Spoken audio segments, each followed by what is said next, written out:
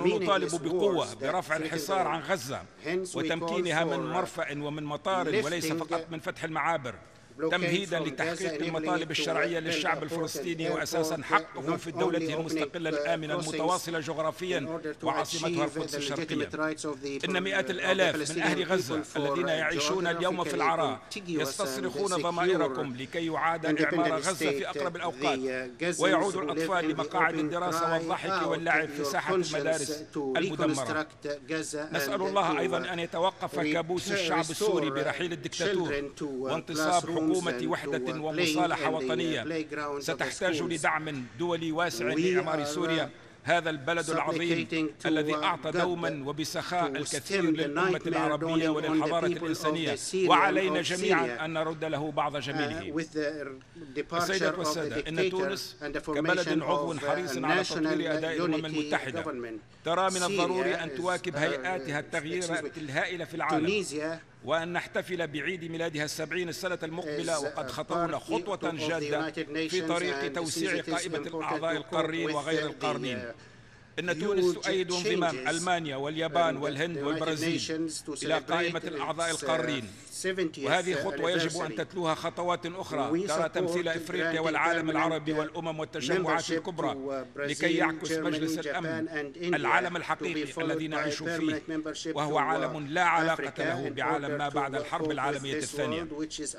لقد انتهت هذه الحرب بهزيمة الدكتاتوريات النازية والفاشية، ثم رأينا انهيار الدكتاتوريات الشيوعية وتلك المتسترة بالوطنية والقومية، إلا أن الديمقراطية رغم اكتساحها العالم في أقل من نصف قرن مهددة في عالم تتفاقم مشاكله المناخية والاقتصادية والسياسية. قد نشاهد بأسرع مما نتوقع ردة فعل استبدادية تفاقم هذه الصعوبات. لذلك على كل الشعوب الحرة حماية مكتسباتها من الديمقراطية والعمل على توسيع رقعتها بخلق كل آليات التعهد والحماية والوقاية. إنه لجميل جدا أن تكون لنا محكمة جنائية دولية لمعاقبة المستبدين الذين أجرموا في حق شعوبهم، لكن من الضروري أن تكون لنا أيضا أداة للوقاية من انتصابهم وبقائهم طويلا في الحكم.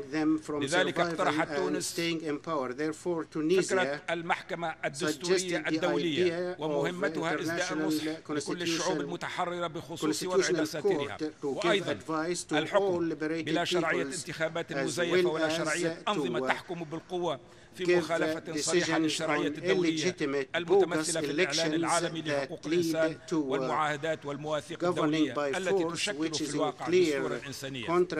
لقد لاقت هذه الفكرة صدى واسعا في المحافل الأكاديمية، وانتظمت بخصوصها ملتقيات دولية وقادت لعديد من الدراسات، وها نحن من جديد نطلب دعم الدول الديمقراطية لكي يعرض هذا المشروع على الهيئة القانونية المختصة في الأمم المتحدة. نأمل بفضلكم أن ترى هذه المحكمة الدستورية الدولية النور، وأن تصبح أداة فعالة لردع المستبدين ودعم المناضلين من أجل الديمقراطية والمساهمة في الإسراع بنهاية أنظمة شكلت دوما وستشكل في كل مكان وزمان أكبر مصدر للعنف ضد شعوبها وأكبر عامل من عوامل الحرب بين الشعوب. إن أملي وطيد ألا تأخذ ولادة هذه المحكمة كل العقود التي تطلبتها ولادة المحكمة الجنائية الدولية، وأن تكون تونس العاصمة المدينة التي تتشرف باحتضان مؤسسة من بين مؤسسات الأمم المتحدة استفردت بها مدن الشمال المتقدم، وآن الأوان للتفكير في حق مدن الجنوب المتحرر في استضافة البعض منها. وفقنا الله جميعا لما فيه خدمة الإنسانية جمعاء، والسلام عليكم ورحمة الله وبركاته.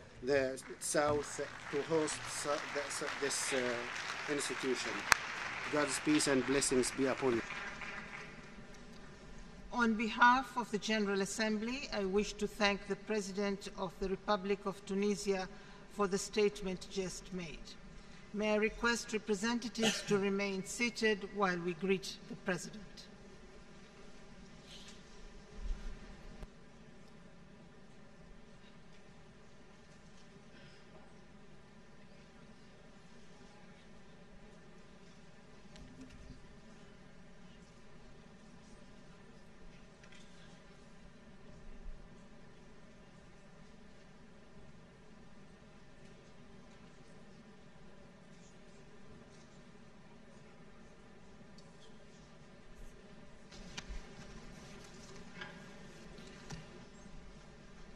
The Assembly will hear an address by His Excellency Juan Manuel Santos Calderon, President of the Republic of Colombia.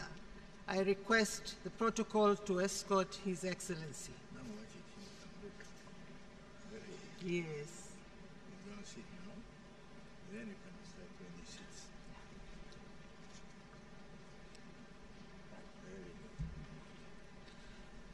On behalf of the General Assembly, I have the honor to welcome to the United Nations His Excellency Juan Manuel Santos Calderon, President of the Republic of Colombia, and invite him to address the Assembly.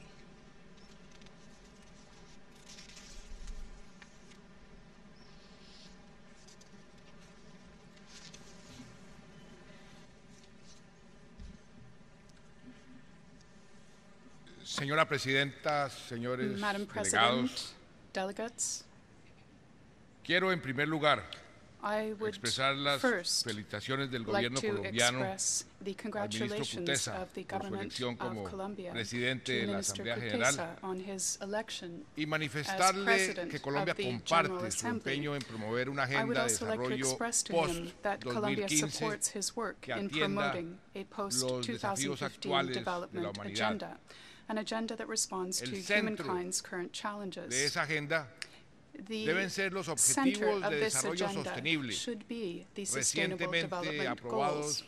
These luego de un goals were proceso recently de adopted negociación abierto after an open, transparente transparent, e inclusivo. and inclusive negotiation process. Señora Presidente, Madam President, en un mundo lleno de malas in a noticias, world full of bad news, de guerra, news of war, de terrorismo, of terrorism, de enfermedades, of disease and quisiera illness, traer a esta I asamblea would like to shine una luz de a esperanza, ray of light, a ray of la hope esperanza de in alcanzar this la paz assembly, en Colombia the hope that after more than después half a de century of un conflict, conflicto de más de medio siglo. that Colombia Si will logramos esto, soon be at peace. que los colombianos hemos If we buscado achieve this goal, sin a goal that éxito por Colombians tanto have tiempo, unsuccessfully sought entonces to habrá achieve for so una long, esperanza para la paz then there en is hope cualquier for lugar del peace mundo, in any part of the por world, difíciles despite que las cosas how difficult se vean things ahora. might currently seem.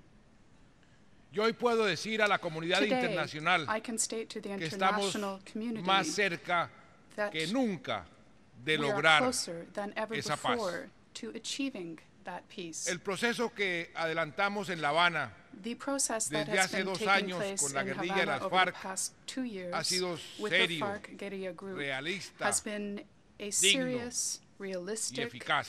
efficient, Y tiene and avances credible concretos. one, and it has produced concrete Pactamos results. una agenda de 5 We have puntos agreed sustantivos, on a de 5-point los agenda. cuales ya hemos logrado acuerdos We have achieved sobre agreements 3. on 3 of those El 5 desarrollo points to date. rural integral Those 3 points are comprehensive rural política development, y el political problema participation, de las drogas and ilícitas. steps forward with regard to the illicit drug En problem. desarrollo rural In terms of acordamos rural hacer matters, inversiones para el we have campo agreed como to nunca antes. unprecedented investment Trabajar in agricultural para que development. los campesinos sin tierra We are working tengan to give acceso a farmers ella access to land y generar mayor bienestar and also para las to familias generate campesinas. greater welfare for farming En families. participación política, In terms lo of que estamos political buscando participation, es muy sencillo. what we seek to achieve Ampliar is very nuestra straightforward democracia and simple. para We construir la seek to paz broaden our e democracy, to impulsar build la peace, participación and to ciudadana promote citizen y que se participation. rompa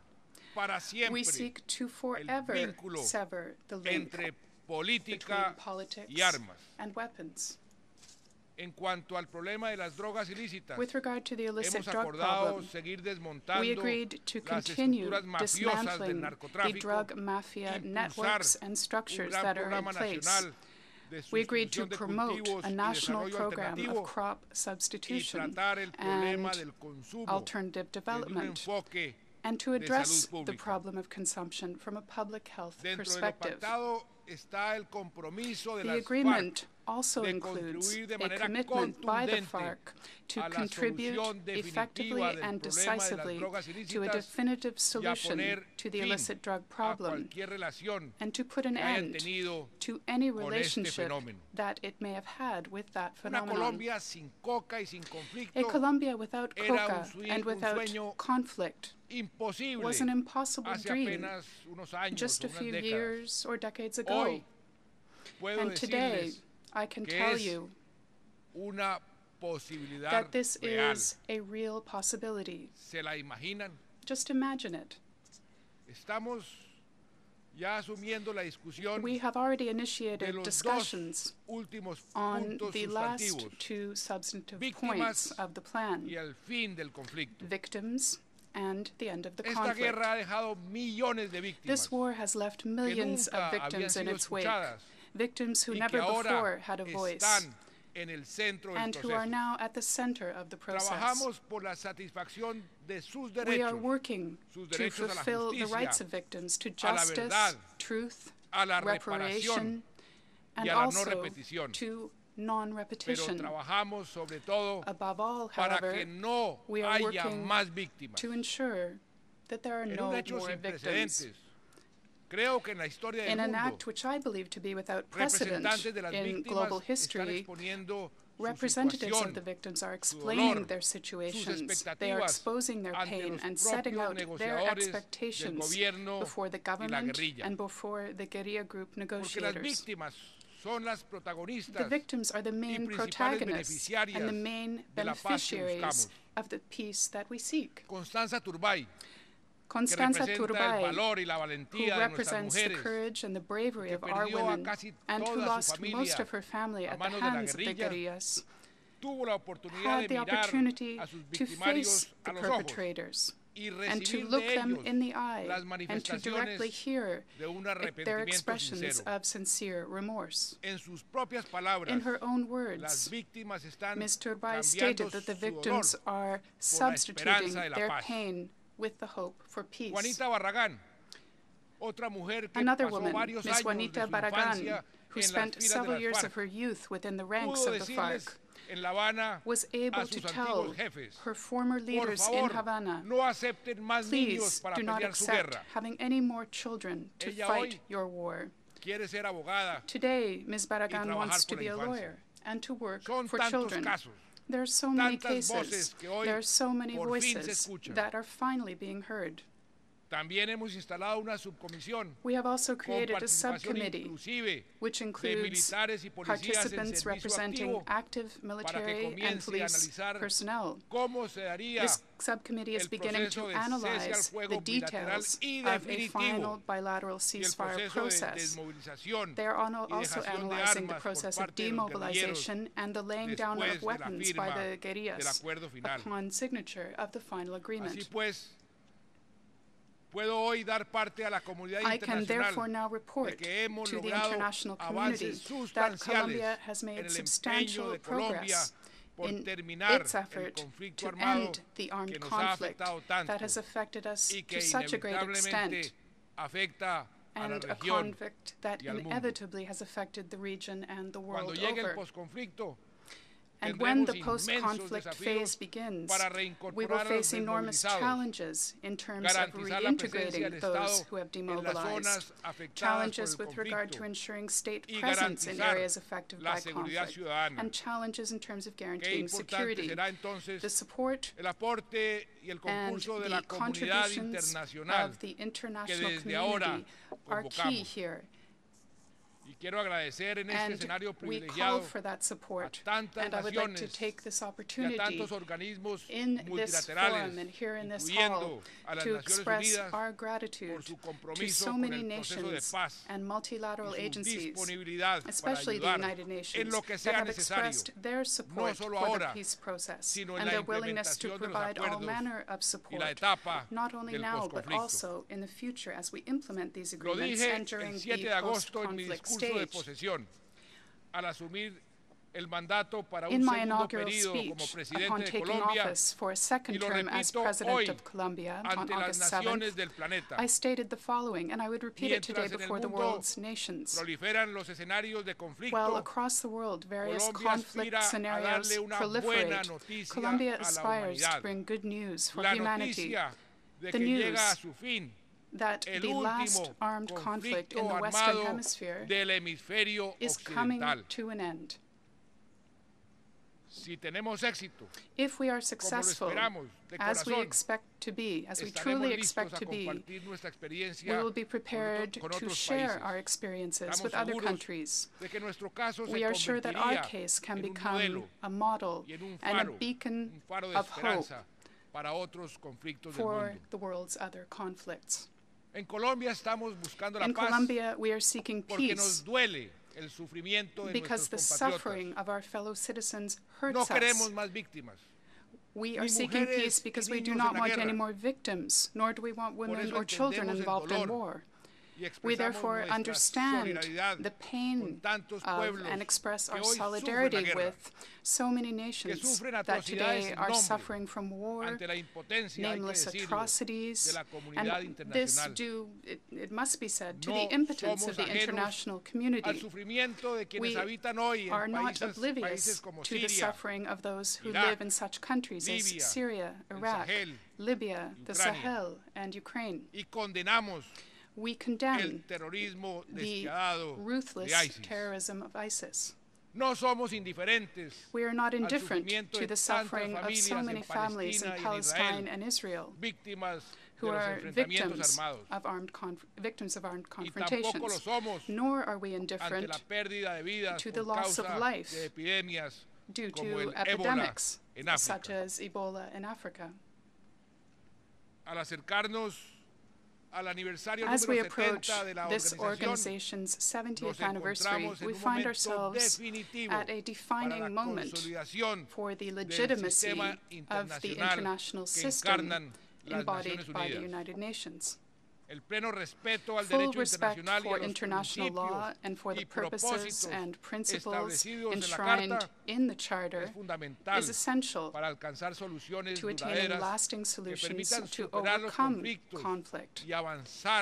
It is also essential in terms of achieving progress in fulfilling the legitimate aspirations of the people. In confrontations, it is imperative that ethical principles be restored. These principles are fundamental to humankind, and children, women, and civilians must no longer be involved in these tragedies.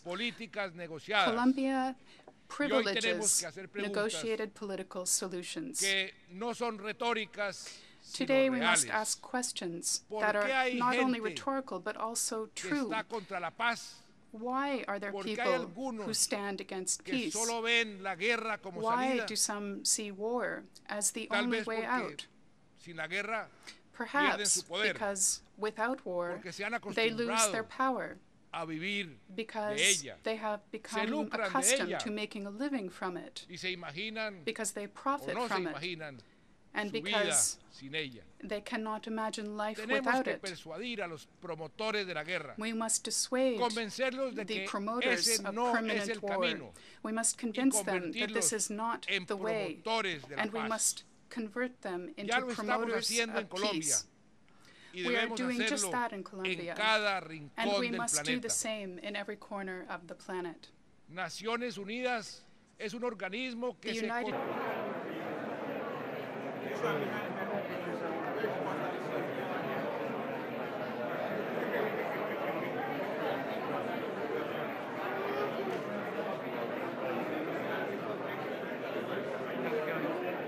We should catch up. No, I know. Okay. We'll catch up.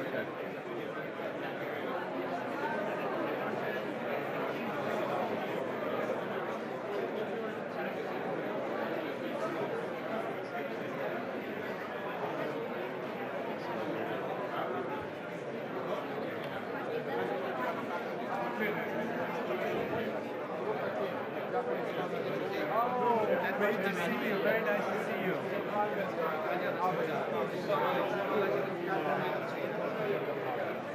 Thank you so much. Thank you so much.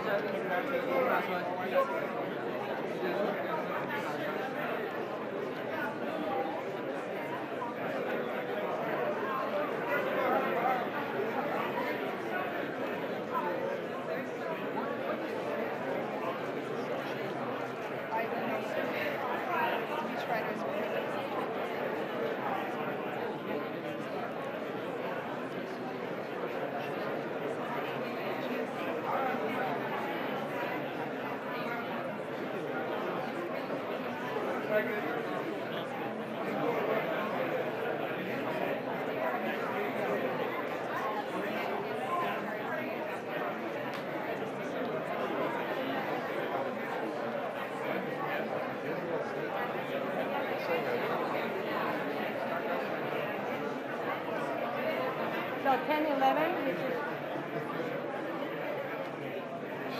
Jim, yeah, exactly. Okay.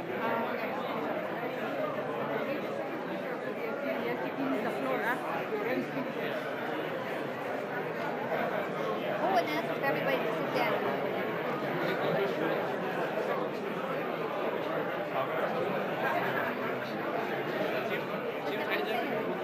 Someone make an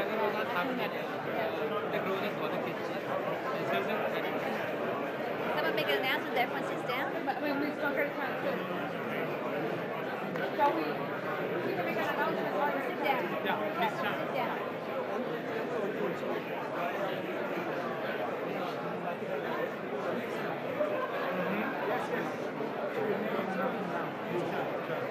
Sir.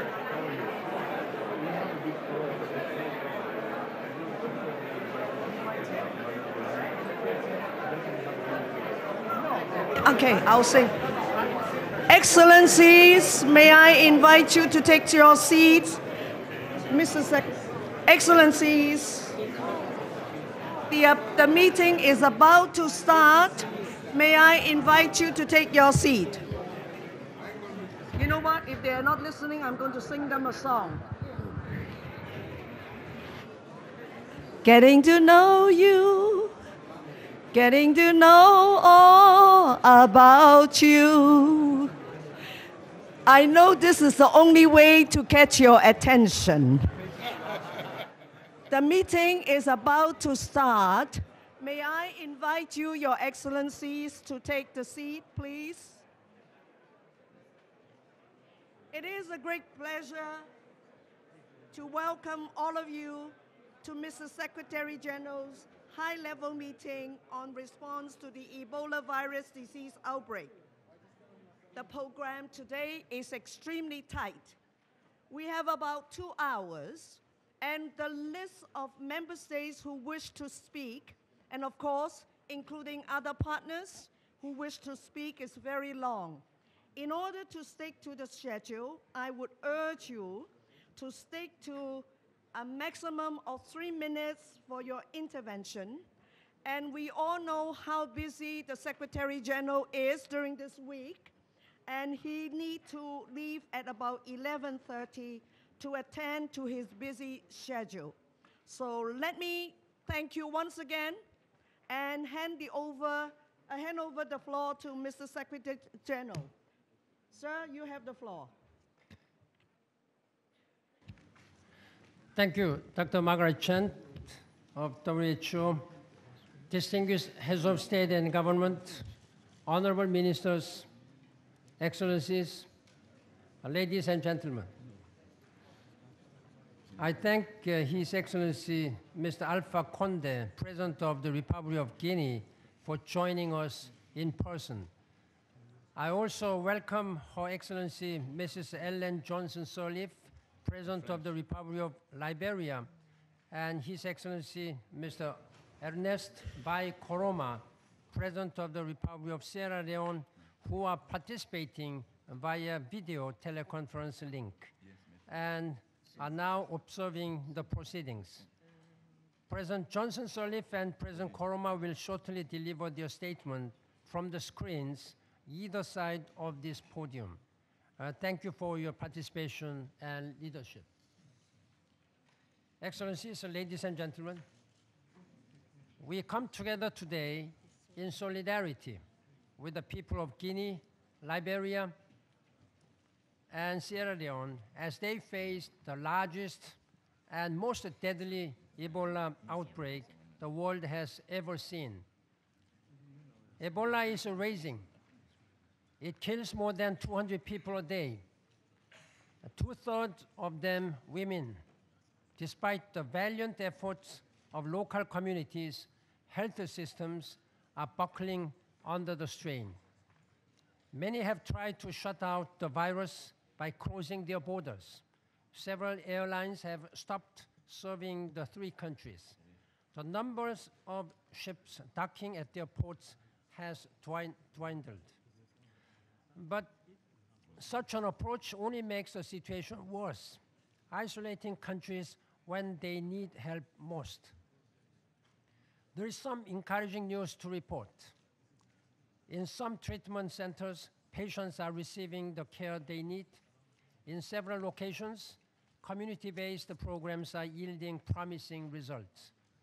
I want to pay special tribute to the health workers on the front lines. More than 300 have died after being exposed to the virus. At great personal risk, numerous national, regional, and international organizations, civil society groups, and NGOs such as the International Federation of Red Cross and Red Crescent and Médecins Sans Frontières are making vital contributions, providing safe burials and providing patients with dignified care. The presidents of Guinea, Liberia, and Sierra Leone have asked for our help. The United Nations has outlined the critical resources that are needed. Dozens of countries and organizations, too many to mention by name, are making life-saving contributions. And I thank to all of them for their generous support. But even these are falling significantly short of the 20-fold surge that is required. There is overwhelming international political momentum for the United Nations to play a leading role in coordinating the response. We will play this role and meet this challenge. UN staff are eager to help. Within 24 hours of a call for staff to deploy, we received 4,000 applications. Some staff are preparing to depart over the weekend. The entire UN system is mobilized, including the World Health Organization under the leadership of Dr. Margaret Chan and the World Bank under the leadership of President Jim Yong Kim. The UN peacekeeping mission in Liberia, as well as all agencies, funds, and programs in the affected region have been providing assistance for months. The UN response will be spearheaded by the United Nations Mission for Ebola Emergency Response, or UNMEER, which will be led by my special representative, Anthony Banbury. UNMEER advanced teams have deployed to the mission headquarters in Ghana and to the 3 most affected countries. One core responsibility will be to support prevention efforts throughout the region. Dr. David Navarro will continue to provide the strategic guidance as my special envoy and as part of a global Ebola response coalition. Working with the governments, communities, and the full spectrum of international partners, we are focusing on stopping the outbreak, treating the infected, providing essential services, preserving stability, and preventing outbreaks in non-affected countries. These 5 priorities spell out the word STEP, S-T-E-P-P. Today it is time for the international community to step up and help Guinea, Liberia, and Sierra Leone continue on the path of development and stability. Excellencies, ladies and gentlemen, This crisis has highlighted the need to strengthen early identification systems and early action. We should consider whether the world needs a standby corps of medical professionals backed by the expertise of WHO and the logistical capacity of the United Nations. Just as our troops in blue helmets help keep people safe, a corps in white coats could help keep people healthy. Excellencies, now is the time for a robust, united effort to stop the outbreak. The world can and must stop Ebola. Now, I thank you very much for your commitment.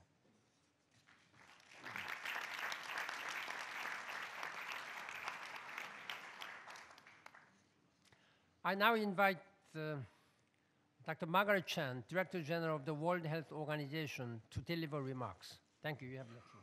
Thank you, Mr. Secretary General. Excellencies, ladies and gentlemen, good morning. I thank you for giving us your time, your expertise, and your support to get a grip on this epidemic and turn it around. I thank most especially Mr. Secretary General and President Obama, the host country of UN. Both of you have spoken very strongly about the need for massively increased support. This is a fast-moving epidemic that got ahead of everybody at the start and is still running ahead, jumping over everything we put in place to try to slow it down. Announcements made last week by the US and many other governments have been, given to the affected countries the first promise that transformational change will happen. The same is true for last week's Security Council and the UN General Assembly resolutions. The UN mission on Ebola emergency response, UNMEER in short, referred to by Mr. Secretary General, is in full emergency mode. I ask all of you to put yourselves in that same frame of mind. Every day, every minute counts. We need to talk, of course, but we also need to act with speed and efficiency and in ways that deal this virus some heavy blows. You have all seen the photographs, the videos, the headlines. Sick and dying patients are being turned away. They are turned away from overflowing treatment centers, manned by MSF and other colleagues. In some areas, no treatment beds are available, none at all. We cannot build new facilities fast enough. We must work harder.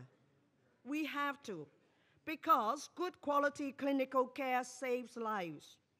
For now, the reality on the ground requires us to complement the Ebola treatment center with community-based care, but making sure that this is done in a safe and culturally acceptable manner as possible. Excellencies, ladies and gentlemen, we should expect things to get worse before getting better. People will continue to struggle for survival, and unfortunately, some will die. In a humane world, we cannot allow the people in West Africa to suffer so much. Excellencies, you hold the power to turn this horrific epidemic around, and I appeal to you to do more. Thank you.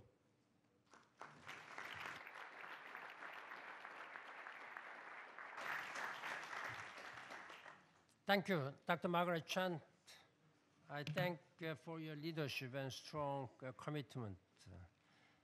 Excellencies, ladies and gentlemen, I have a great pleasure to invite His Excellency Mr. Barack Obama, President of the United States of America, to make remarks. You have the floor, Mr. President.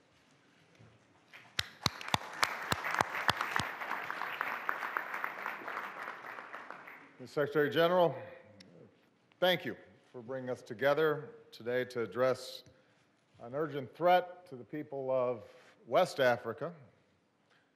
but also a potential threat to the world.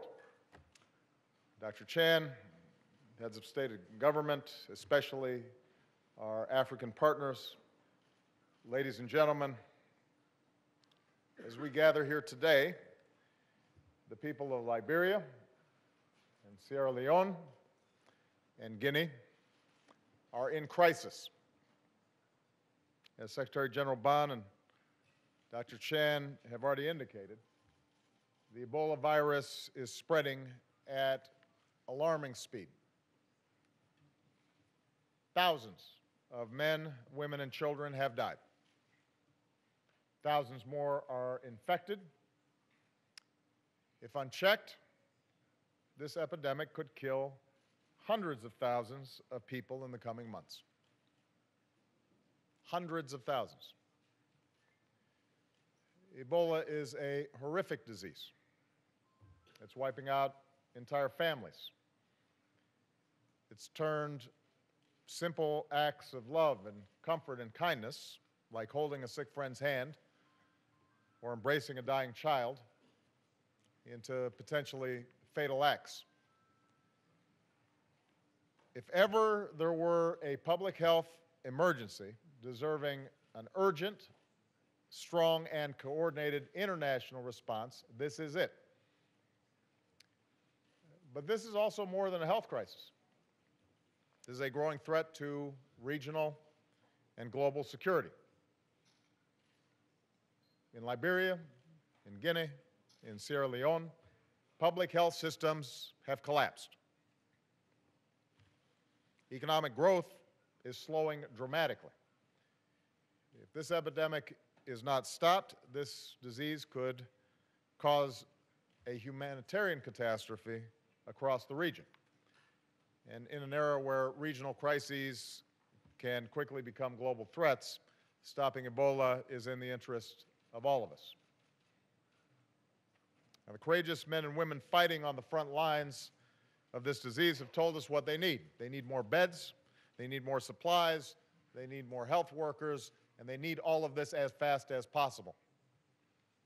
Right now, patients are being left to die in the streets because there's nowhere to put them, and there's nobody to help them.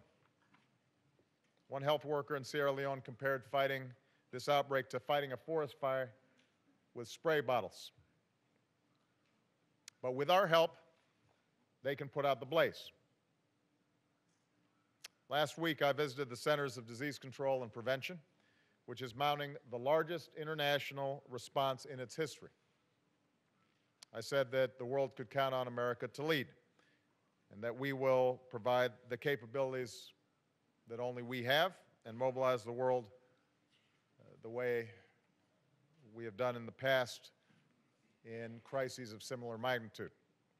And I announced that in addition to the civilian response, the United States would establish a military command in Liberia to support civilian efforts across the region. Today, that command is up and it is running. Our commander is on the ground in Monrovia, and our teams are working as fast as they can to move in personnel, equipment, and supplies. We're working with Senegal to stand up an air bridge to get health workers and medical supplies into West Africa faster. We're setting up a field hospital, which will be staffed by personnel from the U.S. Public Health Service, and a training facility where we're getting ready to train thousands of health workers from around the world. We're distributing supplies and information kits to hundreds of thousands of families so they can better protect themselves, and together with our partners, we'll quickly build new treatment units across Liberia, Guinea, and Sierra Leone, where thousands will be able to receive care. Meanwhile, in just the past week, more countries and organizations have stepped up their efforts, and so has the United Nations. The Secretary General, the new UN mission for Ebola emergency response that you announced last week, will bring all of the UN's resources to bear in fighting the epidemic. We thank you for your leadership. So this is all progress, and it is encouraging. But I want us to be clear. We are not moving fast enough. We are not doing enough. Right now, everybody has the best of intentions, but people are not putting in the kinds of resources that are necessary to put a stop to this epidemic. There's still a significant gap between where we are and where we need to be. We know from experience that the response to an outbreak of this magnitude has to be fast and it has to be sustained. It's a marathon, but you have to run it like a sprint. And that's only possible if everybody chips in, if every nation and every organization takes this seriously. Everybody here has to do more. International organizations have to move faster and cut through red tape and mobilize partners on the ground as only they can. More nations need to contribute critical assets and capabilities, whether it is air transport or medical evacuation or healthcare workers or equipment or treatment. More foundations can tap into the networks of support that they have to raise funds and awareness. More businesses, especially those who already have a presence in the region, can quickly provide their own expertise and resources, from access to critical supply chains to telecommunications. And more citizens of all nations can educate themselves on this crisis, contribute to relief efforts, and call on their leaders to act. So everybody can do something. That's why we're here today. And even as we meet the urgent threat of Ebola, it's clear that our nations have to do more to prevent, detect, and respond to future biological threats before they erupt into full-blown crises. So tomorrow in Washington, I'll host 44 nations to advance our global health security agenda, and we are interested in working with any country that shares this commitment. Just to emphasize this issue of speed again, when I was down at the CDC, and perhaps this has already been discussed, but I want to emphasize this. The outbreak is such where at this point, more people will die. But the slope of the curve, how fast we can arrest the spread of this disease, how quickly we can contain it, is within our control. And if we move fast, even if imperfectly, then that could mean the difference between 10,000, 20,000, 30,000 deaths versus hundreds of thousands or even 1 million deaths. So this is not one where there should be a lot of wrangling and people waiting to see who else is doing what. Everybody's got to move fast in order for us to make a difference. And if we do, we'll save hundreds of thousands of lives. Stopping Ebola is a priority for the United States. I've said that this is as important a national security priority for my team as anything else that's out there. We'll do our part. We will continue to lead, but this has to be a priority for everybody else. We cannot do this alone. We don't have the capacity to do all of this by ourselves. We don't have enough health workers by ourselves. We can build the infrastructure and the architecture to get help in, but we're going to need others to contribute. To my fellow leaders from Liberia, Sierra Leone, and Guinea, to the people of West Africa, to the heroic health workers who are on the ground as we speak, in some cases putting themselves at risk, I want you to know that you are not alone. We're working urgently to get you the help you need, and we will not stop, we will not relent until we halt this epidemic once and for all. So I want to thank all of you for the efforts that are made, but I hope that I'm properly communicating a sense of urgency here. Do not stand by thinking that somehow because of what we've done that it's taken care of. It's not. And if we don't take care of this now, we are going to see fallout effects and secondary effects from this that will have ramifications for a long time, above and beyond the lives that will have been lost. I urge all of you, particularly those who have direct access to your heads of state, to make sure that they are making this a top priority in the next several weeks and months. Thank you very much.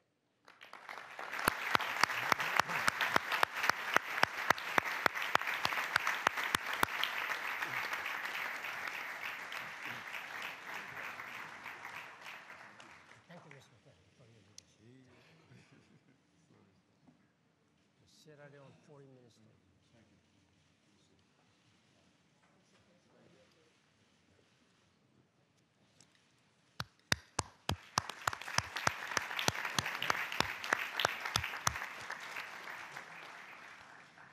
I thank His Excellency President Barack Obama of the United States for his statement as well as leadership and count on continuing support. I now give the floor to affected countries to give remarks. First, I give the floor to His Excellency Mr. Alpha Conde, President of the Republic of Guinea. You have the floor, Mr. President.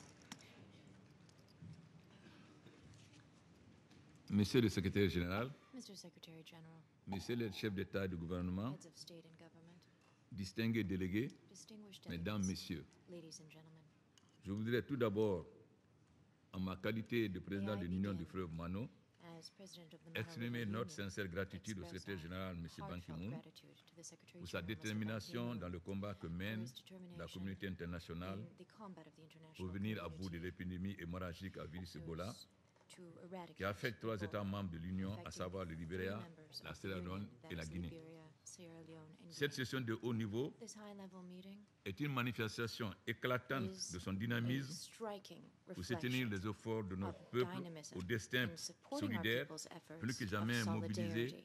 pour They are relever l'un more des défis mobilized majeurs than ever to qui se tackle dressent dans leur this marche vers major le progrès. challenge to Nous progress. remercions aussi le président We would Obama, also like to thank le President président Obama, Hollande, le President président de la Hollande, Banque mondiale, the M. President Jim of the King World et Bank, Dr. Mr. Chan, Jim King, pour and leur grande Dr. contribution Chan pour nous aider for à their sortir de great cette crise. contributions to helping us En effet, tackle this comme vous le savez, crisis. Indeed, as you nos know, 3 États sortent d'une our longue période de 3 crise states interne are emerging from a long qui a period justifié of leur domestic inscription à crises, l'agenda which have de la Commission rocked de their conciliation de la paix. institutions, and Vous comprenez donc l'urgence made them d'une part of the réponse PBC's vigoureuse, agenda. urgente et immédiate. Et j'insiste Urgent beaucoup sur and le mot immediate urgente et measures immédiate, comme are vient de dire le needed. président Indeed, Obama, urgent and immediate afin ones, d'éradiquer as cette President effroyable Obama maladie said, qui sème la mort et so la as to désolation, stem this tout en compromettant les illness, acquis de which nos is États affecting many dans le cadre de la generations, création d'un environnement de and paix, de stabilité et de causing développement durable. backsliding in peace Car il s'agit bien d'une sécurité and sustainable collective development. qui appelle une It is a matter approche of globale collective et coordonnée. security, which calls for a comprehensive Le Conseil de sécurité, and consolidated dans approach. un élan The Security historique, Council, a, au terme d'une session d'urgence sur during cette question an cruciale, emergency session on this considéré key l'épidémie issue, comme une menace à la has paix called et à la this sécurité epidemic a internationale. threat to international peace and La résolution security. adoptée à l'unanimité des The États membres unanimously avec au adopted co-parrainage de plus de resolution 130 membres des Nations Unies and co-sponsored s'inscrit by dans more cette than dynamique. 100 UN member states is Par part ailleurs, of this mon dynamism. gouvernement a vivement accueilli Moreover, my l'adoption government unanime de la most résolution favorably A62L2 welcomed à l'initiative de notre secrétaire the général resolution et qui autorise le déploiement de A62L2, la mission des which Nations Unies authorizes the pour deployment of l'urgence the contre UN Ebola. mission, UNMIR. Nonobstant ces efforts louables, des besoins praise pressants these s'imposent dans notre efforts, pays pour davantage which are impulser necessary leur in our action countries, but would dans la call mesure de cette for an effroyable maladie acceleration of their aux conséquences implementation to économiques, help our sociales et brothers humanitaires affected by qui this impactent health négativement crisis, sur la adversely croissance, impacting l'intégration growth, et la stabilité integration, de la and sous-région. stability in the L'arrêt de sub-region. l'épidémie, le relèvement pour Halting répondre à l'impact the que le epidemic renforcement des and its infrastructures et des systèmes de fallout santé des 3 requires a États strengthening of the infrastructures indispensable. and health systems of the Il en 3 va de même du states. personnel This sanitaire also applies to dont health l'accroissement, workers, la increasing disponibilité their number, et la compétence access, demeurent garant and du succès skill. de notre lutte commune. This is a guarantee of our Je ne saurais shared occulter la success. chance financière, matérielle et logistique Financial, dont le material, and déficit logistical innove support nos efforts. is also Toutefois, necessary. la Guinée a déjà Nevertheless, adopté des mesures Guinea énergiques has already aussi bien pour la adopted prise en charge des malades robust que la measures prévention, for notamment caring for à the travers une large sick as sensibilisation well des as populations. emergency measures Il to faut assist isoler those in Ebola need. et There's a non need to les pays affectés. quarantine Ebola Il faut in mieux the communiquer impacted pour lutter countries. contre cette Better panique générale communication so qui as to s'empare du monde comme si combat on this attrapait l'Ebola en l'air. worldwide panic. Il faut donc mieux comprendre l'Ebola There's a need to pour que better les gens aient moins understand the peur, disease, pour que les frontières to s'ouvrent, les aéroports et les ensure ports.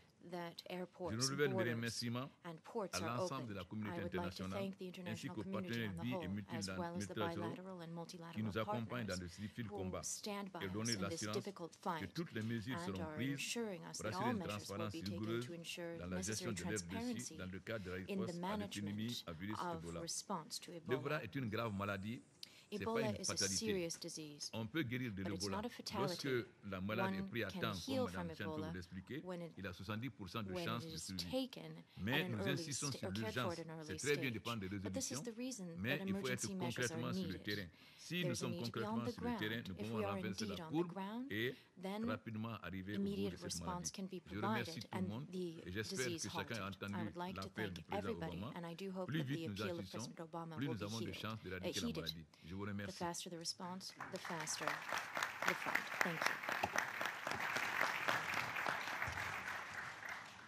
Merci, Monsieur le Président. Thank you to the de President votre déclaration, for your leadership statement, et leadership engagement. and Vous n'êtes commitment. pas seul. Vous avez You are not notre alone. toute solidarité. You have our Merci. full solidarity. Thank you, sir. Excellencies, ladies and gentlemen, I'm now going to give floor to Madam President of Liberia and also President of Sierra Leone. But if I may have to get some special understanding, after giving floor to two speakers, two presidents, I may have to be excused because I have some other important meetings which I have to chair in just 5 minutes. I hope you will really understand and excuse me. And this is really uncontrollable circumstances for me.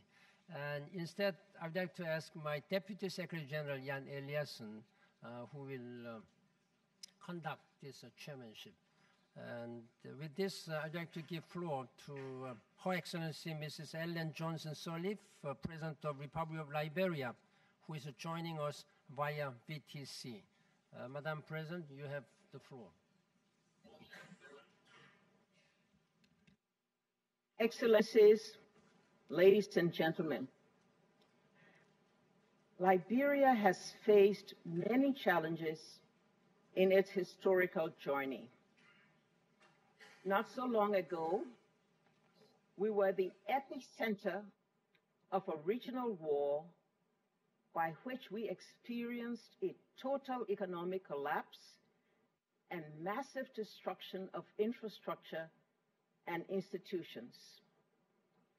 Today, we face perhaps the greatest challenge, for we cannot allow the projection of a worst-case scenario that over 100,000 of our innocent citizens will die from an enemy disease they did not start and do not understand, that the resulting effect will reverse our gains in malaria control and child and maternal mortality.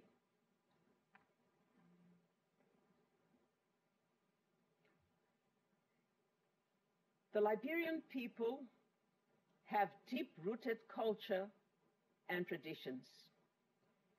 The extended family system compels us to take care of our children and our mothers and fathers. It tells us to be at the side of the dying and accompany them to their final resting place. We succumb to fear and anger when we are